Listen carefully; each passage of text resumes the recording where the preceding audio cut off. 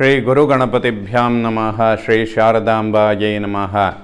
ಎಲ್ಲ ನನ್ನ ಆತ್ಮೀಯ ವೀಕ್ಷಕ ಬಂಧುಗಳಿಗೆ ನಮಸ್ಕಾರ. ವೀಕ್ಷಕರೇ, ಕ್ರೋಧಿನಾಮ ಸಂವತ್ಸರ, ದಕ್ಷಿಣಾಯಣ, ಹಿಮವಂತ ಋತು, ಮಾರ್ಗಶಿರ ಮಾಸ, ಡಿಸೆಂಬರ್ ತಿಂಗಳ ಮಾಸ ಭವಿಷ್ಯಗಳನ್ನು ತಿಳ್ಕೊಳ್ಳೋಣ. ಡಿಸೆಂಬರ್ ತಿಂಗಳಲ್ಲಿ ಬಹಳ ವಿಶೇಷವಾದಂತಹ ಒಂದು ಪರಿಹಾರಗಳನ್ನು ಮಾಡಿಕೊಳ್ಳೋದಕ್ಕೆ 23ನೇ ತಾರೀಕು ಕಾಳಭೈರವ ಅಷ್ಟಮಿ. ಕಾಳಭೈರವನ ಆರಾಧನೆ ಅಥವಾ ದೇವತಾ ದರ್ಶನ, ಅಭಿಷೇಕ, ಅರ್ಚನೆ ಇಂತಹ ಸೇವೆಗಳನ್ನು ಮಾಡಿಕೊಳ್ಳೋದು ತುಂಬ ಒಳ್ಳೆಯದು. ಮಾನಸಿಕವಾಗಿ ತುಂಬ ಖಿನ್ನತೆಗಳು ಅಥವಾ ನೆಗೆಟಿವ್ ಎಫೆಕ್ಟ್ಗಳಿರುವಂಥವರಿಗೆ ಈ ಒಂದು ವಿಶೇಷವಾದಂತಹ ದಿನ ದೇವರ ದರ್ಶನ ಮಾಡಿದರೆ ವರ್ಷಪೂರ್ತಿ ಅನುಕೂಲಗಳನ್ನು ಕಾಣೋದಕ್ಕೆ ಸಾಧ್ಯವಾಗುತ್ತೆ. ಬಹಳ ವಿಶೇಷ.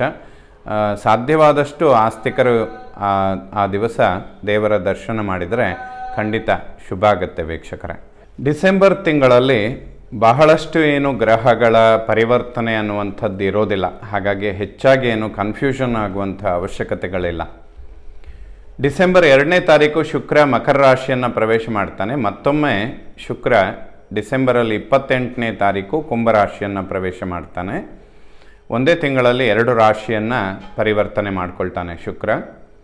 ಡಿಸೆಂಬರ್ 16ನೇ ತಾರೀಕು ಸೂರ್ಯ ಧನುರಾಶಿಯನ್ನು ಪ್ರವೇಶ ಮಾಡ್ತಾನೆ. ಧನುರ್ಮಾಸ ಪ್ರಾರಂಭ ಆಗುವಂತಹ ದಿನ ಆಗಿರುತ್ತೆ. ಸೊ ಈ 3 ಪರಿವರ್ತನೆಗಳು ಮಾತ್ರ ಡಿಸೆಂಬರಲ್ಲಿ ನಡೆಯುವಂಥದ್ದು. ಈ ಗ್ರಹಗಳ ಪರಿವರ್ತನೆಯಿಂದ ಡಿಸೆಂಬರ್ ತಿಂಗಳಲ್ಲಿ ವೃಷಭ ರಾಶಿಯವರ ಮಾಸ ಭವಿಷ್ಯ ಹೇಗಿರುತ್ತೆ ಅಂತ ನೋಡೋಣ. ವೃಷಭ ಲಗ್ನ, ವೃಷಭ ರಾಶಿಯವರಿಗೆ ಲಗ್ನ ರಾಶಿಯಲ್ಲೇ ಗುರುವಿನ ಸಂಚಾರ ಆಗ್ತಾ ಇರುತ್ತೆ. ಲಗ್ನ ರಾಶಿಯ ಅಧಿಪತಿಯಾದಂತಹ ಶುಕ್ರ ಭಾಗ್ಯದಲ್ಲಿ ಮಿತ್ರಕ್ಷೇತ್ರದಲ್ಲಿ ಸಂಚಾರ ಮಾಡ್ತಾ ಇರ್ತಾನೆ. ಇದು ಬಹಳ ಉತ್ತಮವಾದಂತಹ ಒಂದು ಪರಿವರ್ತನೆ. ಶುಕ್ರನ ಸಂಚಾರ ವೃಷಭ ರಾಶಿಯವರಿಗೆ ಬಹಳಷ್ಟು ಅಭಿವೃದ್ಧಿಗಳನ್ನು ತಂದುಕೊಡುತ್ತೆ. ಜನ್ಮಲಗ್ನ ರಾಶಿಯಲ್ಲಿರುವಂತಹ ಗುರು ಸ್ವಲ್ಪ ಪ್ರಯಾಣಗಳನ್ನು ಹೆಚ್ಚಿಸ್ತಾನೆ. ವೃಥ ಪ್ರಯಾಣಗಳಾಗತ್ತೆ ಅಥವಾ ಶಾರೀರಿಕವಾಗಿ ಸ್ವಲ್ಪ ಪಿತ್ತದ ಪ್ರಕೋಪಗಳು ಅನ್ನುವಂಥದ್ದು ಜಾಸ್ತಿ ಇರುತ್ತೆ ಗುರು ಜನ್ಮಲಗ್ನ ಅಥವಾ ರಾಶಿಯಲ್ಲಿ ಸಂಚಾರ ಮಾಡುವಾಗ. ಕುಜನು ಕೂಡ ರಕ್ತಕಾರಕನಾಗಿ ನೀಚ ಕ್ಷೇತ್ರದಲ್ಲಿ ಸಂಚಾರ ಮಾಡೋದ್ರಿಂದ ರಕ್ತದೋಷಗಳಿರುವಂಥವರಿಗೆ ಸಣ್ಣ ಪುಟ್ಟ ವ್ಯತ್ಯಾಸಗಳು, ಅಂದರೆ ಮಧುಮೇಹ ಅಥವಾ ರಕ್ತದೊತ್ತಡ ಇಂತಹ ಸಮಸ್ಯೆಗಳಿರುವಂಥವರಿಗೆ ಸ್ವಲ್ಪ ಸಣ್ಣ ಪುಟ್ಟ ಸಮಸ್ಯೆಗಳನ್ನು ಕೊಡುತ್ತೆ. ಇದು ವೆರಿ ಮೈನರ್ ಅಂತ ಹೇಳ್ಬೋದು. ಬಟ್ ಜನ್ಮಲಗ್ನ ರಾಶಿಯಲ್ಲಿ ಗುರುವಿನ ಸಂಚಾರ ಖಂಡಿತ ಶುಭ. ಡಿಸೆಂಬರ್ ತಿಂಗಳಲ್ಲಿ ಮತ್ತು ಮುಂದೆ ಬರುವಂತಹ ಮಾಸಗಳಲ್ಲಿಯೂ ಕೂಡ ಇನ್ನೊಂದು 2-3 ತಿಂಗಳ ಕಾಲ ಶುಕ್ರನ ಸಂಚಾರ ವೃಷಭ ಲಗ್ನ ರಾಶಿಯವರಿಗೆ ಅದ್ಭುತವಾಗಿದೆ. ಖಂಡಿತ ಹಲವಾರು ವಿಚಾರಗಳಲ್ಲಿ ಅಭಿವೃದ್ಧಿಗಳನ್ನು ಕಾಣಬಹುದು ನೇರವಾಗಿ. ಆರೋಗ್ಯದಲ್ಲಿ ಯಾವುದೇ ಹೆಚ್ಚಿನ ಪರಿವರ್ತನೆಗಳು ಇರೋದಿಲ್ಲ. ದ್ವಿತೀಯ ಭಾವವನ್ನು ಕುಟುಂಬ ಸ್ಥಾನ, ವಾಕ್ಯ, ಧನ, ದಾಂಪತ್ಯ, ಬಂಧು ಅನ್ನುವಂತಹ ಸ್ಥಾನ. ದ್ವಿತೀಯಾಧಿಪತಿ ಬುಧ ಸಪ್ತಮದಲ್ಲಿ, ಬುಧಾದಿತ್ಯ ಯೋಗ ಜೊತೆಗೆ ಗುರುದೃಷ್ಟಿ. ಕುಟುಂಬದಲ್ಲಿ ಸೌಖ್ಯ, ನೆಮ್ಮದಿ, ವಿಶೇಷ ಧನಾಗಮನ, ಬಂಧು ಮಿತ್ರರ ಜೊತೆ ಬಹಳ ಒಂದು ಸಂತೋಷದ ದಿನಗಳನ್ನು ನೋಡಬಹುದು. ಶುಭ ಫಲಗಳನ್ನು ಕೊಡುತ್ತೆ. ಯಾವುದೇ ಸಮಸ್ಯೆಗಳಿಲ್ಲ.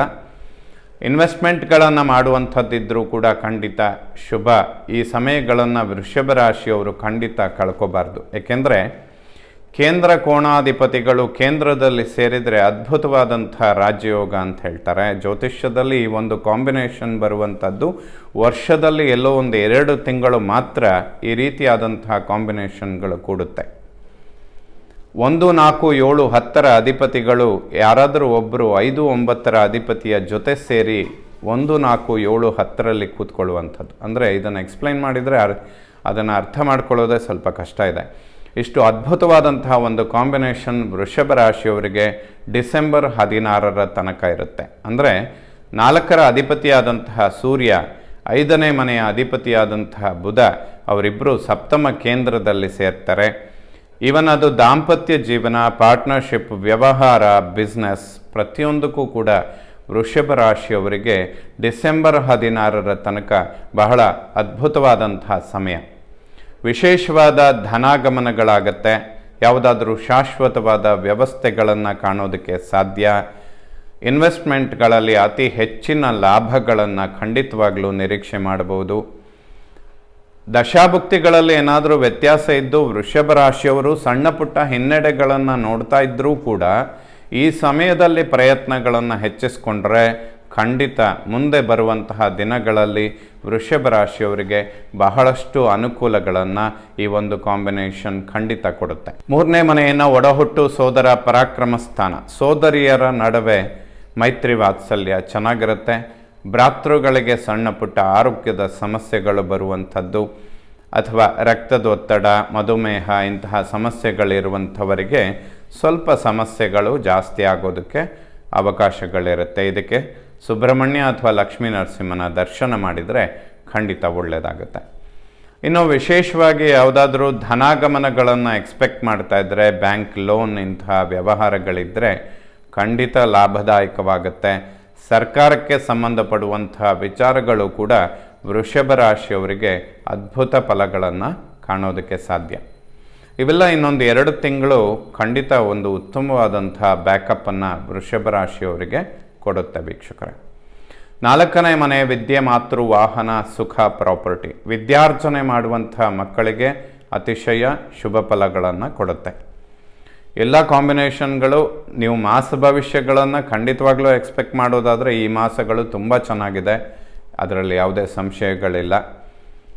4ರ ಅಧಿಪತಿ ಸೂರ್ಯ, ಸಪ್ತಮದಲ್ಲಿ ಬುಧಾದಿತ್ಯ ಯೋಗ, ಅವರ ಮೇಲೆ ಗುರುದೃಷ್ಟಿ, ಇವೆಲ್ಲ ಬಹಳ ಅದ್ಭುತ ಕಾಂಬಿನೇಷನ್. ಶುಕ್ರ ಭಾಗ್ಯದಲ್ಲಿರುವಂಥದ್ದು, ಶನಿ ಕರ್ಮದಲ್ಲಿರುವಂಥದ್ದು, ರಾಹು ಏಕಾದಶದಲ್ಲಿರುವಂಥದ್ದು. ಇಷ್ಟೆಲ್ಲ ಗ್ರಹಗಳು ಶುಭ ಸ್ಥಾನದಲ್ಲಿದ್ದು ಶುಭ ಫಲಗಳನ್ನು ಕಾಣ್ತಾ ಇಲ್ಲ ಅಂತ ಆದರೆ ನಿಮ್ಮ ಮೂಲ ಜಾತಕವನ್ನು ಒಮ್ಮೆ ತೋರಿಸ್ಕೊಳ್ಳೋದು ಖಂಡಿತ ಅವಶ್ಯಕವಾಗುತ್ತೆ. ಒಟ್ಟಿನಲ್ಲಿ ಡಿಸೆಂಬರ್ ತಿಂಗಳು ವೃಷಭ ರಾಶಿಯವರಿಗೆ ಬಹಳಷ್ಟು ಶುಭ ಫಲಗಳನ್ನು ಕೊಡುತ್ತೆ. ವಿದ್ಯಾರ್ಜನೆ ಮಾಡುವಂತಹ ಮಕ್ಕಳಿಗೆ ಶುಭ. ಯಾವುದೇ ಪ್ರಾಪರ್ಟಿ, ಭೂಮಿ ಅನ್ನುವಂತಹ ವಿಚಾರದ ಮೇಲೆ ಇನ್ವೆಸ್ಟ್ಮೆಂಟ್ ಮಾಡುವಂಥದ್ದಿದ್ದರೆ ಖಂಡಿತ ಶುಭವಾಗುತ್ತೆ. ಯಾವುದೇ ಸಮಸ್ಯೆಗಳಾಗೋದಿಲ್ಲ. ಈ ಸಮಯದಲ್ಲಿ ಇನ್ವೆಸ್ಟ್ ಮಾಡಿದರೆ ಮುಂದೆ ಅದು ಉತ್ತಮವಾದಂಥ ಲಾಭಗಳನ್ನು ಖಂಡಿತವಾಗಲೂ ತಂದುಕೊಡುತ್ತೆ. ಹೊಸ ವಾಹನ ಖರೀದಿ ಮಾಡುವಂಥ ವಿಚಾರಗಳು ಕೂಡ ಶುಭ ಫಲಗಳನ್ನು ಕೊಡುತ್ತೆ. ಮಾತೃವಿನ ಆರೋಗ್ಯದಲ್ಲಿಯೂ ಕೂಡ ಅಭಿವೃದ್ಧಿಗಳನ್ನು ಖಂಡಿತವಾಗಲೂ ಕಾಣ್ಬೋದು. ವಿದ್ಯೆ, ಮಾತೃ, ವಾಹನ, ಸುಖ, ಪ್ರಾಪರ್ಟಿ ಈ ಎಲ್ಲ ವಿಚಾರಗಳು ವೃಷಭ ರಾಶಿಯವರಿಗೆ ಡಿಸೆಂಬರ್ ತಿಂಗಳು ಬಹಳಷ್ಟು ಶುಭ ಫಲಗಳನ್ನು ಖಂಡಿತವಾಗಲೂ ಕೊಡುತ್ತೆ. 5ನೇ ಮನೆ ಜ್ಞಾನ, ಸಂತಾನ, ಪೂರ್ವಪರ ಪುಣ್ಯ. ಪಂಚಮದಲ್ಲಿ ಕೇತುವಿನ ಸಂಚಾರ ಆಗ್ತಾ ಇದ್ರೂ ಕೂಡ ಅವನ ಮೇಲೆ ಗುರುದೃಷ್ಟಿ ಬೀಳ್ತಾ ಇರುತ್ತೆ. ಸಂತಾನದ ಅಂಚಿನಲ್ಲಿರುವವರಿಗೆ ಅತ್ಯಂತ ಶುಭ ಫಲ. ಅದ್ಭುತ ಯೋಗದಲ್ಲಿ ಪುತ್ರ ಸಂತಾನ ಇಂಥದ್ದೆಲ್ಲ ಪಡೆಯೋದಕ್ಕೆ ಸಾಧ್ಯವಾಗುತ್ತೆ. ವೃಷಭ ರಾಶಿಯವರು ಈ ಸಮಯಗಳಲ್ಲಿ ಬಹಳಷ್ಟು ಅಭಿವೃದ್ಧಿಗಳನ್ನು ಖಂಡಿತ ನಿರೀಕ್ಷೆ ಮಾಡ್ಬೋದು. ಮಕ್ಕಳ ವಿದ್ಯಾಭ್ಯಾಸ, ವಿದೇಶದಲ್ಲಿ ವಿದ್ಯೆ, ಉದ್ಯೋಗ ಇದು ಕೂಡ ಬಹಳಷ್ಟು ಅನುಕೂಲಗಳನ್ನು ತಂದುಕೊಡುತ್ತೆ. 6ನೇ ಮನೆಯನ್ನು ಶತ್ರು, ಋಣ, ರೋಗ ಸ್ಥಾನ. ಷಷ್ಠಾಧಿಪತಿ ಶುಕ್ರ ಭಾಗ್ಯದಲ್ಲಿ ಮಿತ್ರ ಕ್ಷೇತ್ರದಲ್ಲಿದ್ದಾನೆ. ಯಾವುದೇ ಶತ್ರು ಬಾಧೆಗಳಿರೋದಿಲ್ಲ. ಖಂಡಿತ ಶುಭ ಫಲಗಳನ್ನು ಕಾಣ್ತೀರಾ. 3ನೇ ಮನೆಯಲ್ಲಿರುವಂತಹ ಕುಜನ ಸಂಚಾರ ಕೂಡ 6ನೇ ಮನೆ ಮೇಲೆ ಬೀಳೋದ್ರಿಂದ ಯಾವುದೇ ಶತ್ರು ಬಾಧೆಗಳಿಗೆ ಅವಕಾಶ ಇರೋದಿಲ್ಲ ವೀಕ್ಷಕರೇ. 7ನೇ ಮನೆಯನ್ನು ಮಾಂಗಲ್ಯ, ವಿವಾಹ, ದಾಂಪತ್ಯ. ಸಪ್ತಮಾಧಿಪತಿ ಕುಜ ನೀಚ ಕ್ಷೇತ್ರದಲ್ಲಿದ್ದು ಸಪ್ತಮದಲ್ಲಿ ಸೂರ್ಯ, ಅವನ ಮೇಲೆ ಶನಿ ದೃಷ್ಟಿ ಬೀಳುತ್ತೆ. ಈ ಒಂದು ಕಾಂಬಿನೇಷನ್ ಸ್ವಲ್ಪ ಹಠದ ಸ್ವಭಾವಗಳು ದಂಪತಿಗಳಲ್ಲಿ ಬರೋದಕ್ಕೆ ಅವಕಾಶ ಇರುತ್ತೆ. ಯಾಕೆಂದರೆ ಸಪ್ತಮಾಧಿಪತಿ ಕುಜ ನೀಚ ಕ್ಷೇತ್ರದಲ್ಲಿದ್ದು ಸಪ್ತಮದಲ್ಲಿ ಸೂರ್ಯ, ಅವನ ಮೇಲೆ ಶನಿ ದೃಷ್ಟಿ ಕೂಡ ಬೀಳ್ತಾ ಇರುತ್ತೆ. 3 ಪಾಪಗ್ರಹಗಳ ಕಾಂಬಿನೇಷನ್ 7th ಹೌಸಲ್ಲಿ ಆಗೋದ್ರಿಂದ ಸಣ್ಣ ಪುಟ್ಟ ವಿಚಾರಗಳು ಕೂಡ ಸ್ವಲ್ಪ ವೈಮನಸ್ಯ ಅಥವಾ ಹಠದ ಸ್ವಭಾವಗಳಿಗೆ ಬರುತ್ತೆ. But very minor. ಅಭಿವೃದ್ಧಿಗಳಿಗೆ ಯಾವುದೇ ಕೊರತೆ ಇಲ್ಲ. ಸೊ ಅತಿಶಯವಾದ ಅಭಿವೃದ್ಧಿಗಳನ್ನು ನೋಡಿದಾಗಲೂ ಕೂಡ ಸಣ್ಣ ಪುಟ್ಟ ವ್ಯತ್ಯಾಸಗಳು, ಎಲ್ಲೆಲ್ಲಿ ಅದ್ಭುತ ರಾಜಯೋಗಗಳು ಸೃಷ್ಟಿಯಾಗುತ್ತೆ ಅಲ್ಲಿ ಸಣ್ಣ ಪುಟ್ಟ ಕಂಟಕಗಳಿಗೂ ಕೂಡ ಅವಕಾಶಗಳಿರುತ್ತೆ. ಸೊ ಹಾಗಾಗಿ ವಿಷ್ಣು ಆರಾಧನೆ, ಲಕ್ಷ್ಮೀ ನರಸಿಂಹನ ದರ್ಶನ ಮಾಡಿ, ಪಂಚಾಮೃತ ಅಭಿಷೇಕ ಅಥವಾ ತುಳಸಿಯಿಂದ ಅರ್ಚನೆ ಮಾಡಿದರೆ ದಾಂಪತ್ಯ ತುಂಬ ಚೆನ್ನಾಗಿರುತ್ತೆ. ಸಾಮರಸ್ಯಗಳು ಅಥವಾ ಅಭಿವೃದ್ಧಿಗಳಲ್ಲಿ ತುಂಬ ಲಾಭಗಳನ್ನು ಕಾಣೋದಕ್ಕೆ ಸಾಧ್ಯವಾಗುತ್ತೆ ವೃಷಭ ರಾಶಿಯವರಿಗೆ.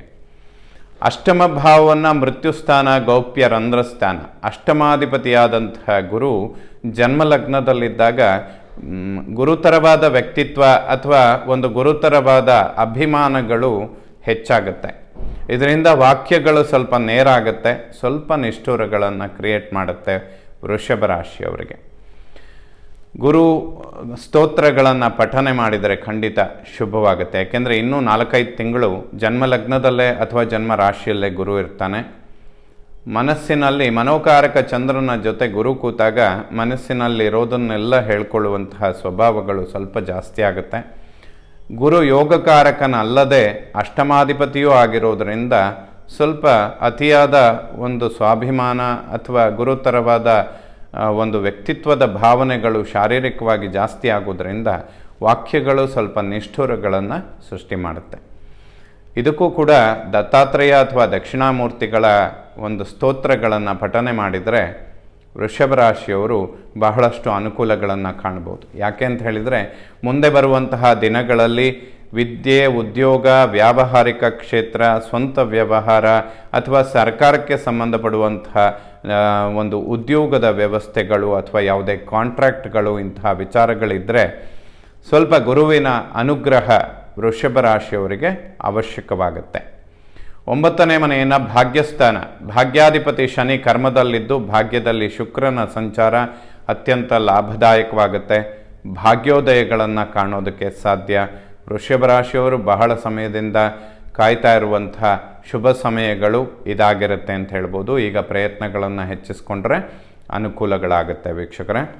ಪಿತೃವಿನ ಒಂದು ಅನುಗ್ರಹ, ಆಶೀರ್ವಾದ, ಭೂಮಿಗೆ ಸಂಬಂಧಪಡುವಂತಹ ವಿಚಾರಗಳು, ಪ್ರಾಪರ್ಟಿ, ಇದನ್ನೆಲ್ಲ ಅಭಿವೃದ್ಧಿಪಡಿಸ್ಕೊಳ್ಳೋದಕ್ಕೆ ವೃಷಭ ರಾಶಿಯವರಿಗೆ ಅದ್ಭುತವಾದಂತಹ ಸಮಯ.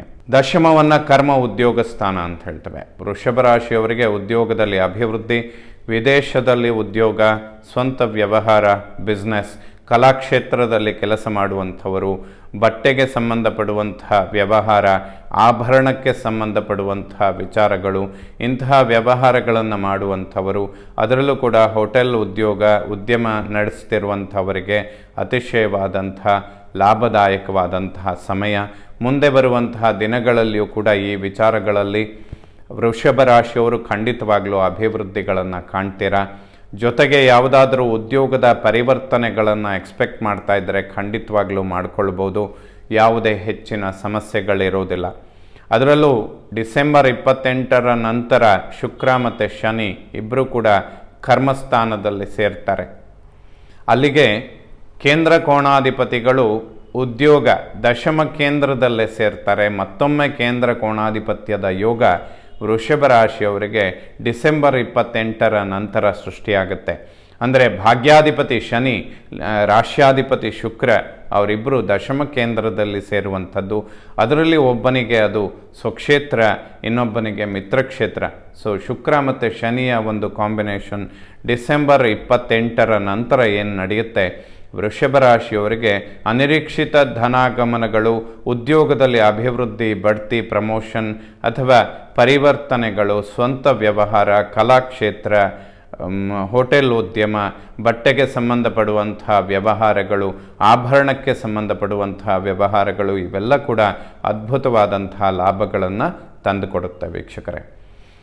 ಏಕಾದಶವನ್ನು ಲಾಭಸ್ಥಾನ, ಲಾಭದಲ್ಲಿ ರಾಹುವಿನ ಸಂಚಾರ, ಶೇರ್ ವ್ಯವಹಾರ ಅಥವಾ ಸ್ವಂತ ಬಿಸ್ನೆಸ್ ಮಾಡೋರಿಗೆ ಅದ್ಭುತವಾದಂತಹ ಸಮಯ.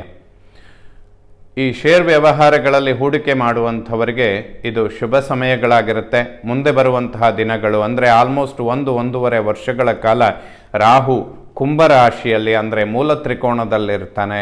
ಅವನ ಮೇಲೆ ಗುರುದೃಷ್ಟಿ ಕೂಡ ಏಪ್ರಿಲ್ ನಂತರ ಬೀಳೋದಕ್ಕೆ ಪ್ರಾರಂಭ ಆಗುತ್ತೆ. ಸೊ ಈಗಿಂದ ಅದರ ಬಗ್ಗೆ ಸ್ಟಡಿ ಮಾಡಿದರೆ ಅಥವಾ ಸ್ವಲ್ಪ ಫೌಂಡೇಶನ್ಗಳನ್ನು ಪಿಕಪ್ ಮಾಡಿದರೆ ಖಂಡಿತ ಮುಂದೆ ಬರುವಂತಹ ದಿನಗಳಲ್ಲಿ ವೃಷಭ ರಾಶಿಯವರು ಲಾಭಸ್ಥಾನದಲ್ಲಿರುವ ರಾಹು ಅವನು ಕರ್ಮಸ್ಥಾನಕ್ಕೆ ಬರ್ತಾನೆ, ಗುರುದೃಷ್ಟಿ ಪಾತ್ರನಾಗ್ತಾನೆ. ಒಂದು ರೀತಿಯಲ್ಲಿ ಕೋದಂಡ ರಾಹು ಯೋಗ ಅಥವಾ ಕೋದಂಡ ರಾಮ ಯೋಗ, ಈ ಥರದ ಯೋಗಗಳು ವೃಷಭ ರಾಶಿಯವರಿಗೆ 1-1.5 ವರ್ಷಗಳ ಕಾಲ ಲಾಭಗಳನ್ನು ತಂದುಕೊಡುತ್ತೆ ವೀಕ್ಷಕರೇ. ವ್ಯಯಭಾವವನ್ನು ಮೋಕ್ಷ ಸ್ಥಾನ, ವ್ಯಯಾಧಿಪತಿ ಕುಜ ನೀಚ ಕ್ಷೇತ್ರದಲ್ಲಿದ್ದಾನೆ. ಉಳಿತಾಯ, ಇನ್ವೆಸ್ಟ್ಮೆಂಟ್ ಇಂಥದ್ದೆಲ್ಲ ಮಾಡೋದಕ್ಕೆ ಖಂಡಿತ ಶುಭ ಸಮಯ. ಲಕ್ಷ್ಮೀ ನರಸಿಂಹನ ಆರಾಧನೆ ಮಾಡಿದರೆ ಖಂಡಿತ ಶುಭವಾಗುತ್ತೆ. ದೇವಿಯ ಒಂದು ಅನುಗ್ರಹ ಅಂದರೆ ದುರ್ಗಾ ಪರಮೇಶ್ವರಿಯ ಸಂಪೂರ್ಣ ಅನುಗ್ರಹ ವೃಷಭ ರಾಶಿಯವರಿಗೆ ಈ 1-2 ಮಾಸಗಳ ಕಾಲ ಸಂಪೂರ್ಣ ಸಿಗುತ್ತೆ ಅಂತ ಕೂಡ ಹೇಳ್ಬೋದು ವೀಕ್ಷಕರೇ. ಎಲ್ಲ ನವಗ್ರಹಗಳು ಕೂಡ ವೃಷಭ ರಾಶಿಯವರಿಗೆ ಶುಭ ಫಲಗಳನ್ನೇ ಕೊಡುವಂಥವರಾಗಲಿ. ಶ್ರೀ ಶಾರದಾ ಪರಮೇಶ್ವರಿಯ ಸಂಪೂರ್ಣ ಅನುಗ್ರಹ ಎಲ್ಲ ನನ್ನ ವೀಕ್ಷಕ ಬಂಧುಗಳ ಮೇಲಿರಲಿ. ಶುಭವಾಗಲಿ ವೀಕ್ಷಕರೇ.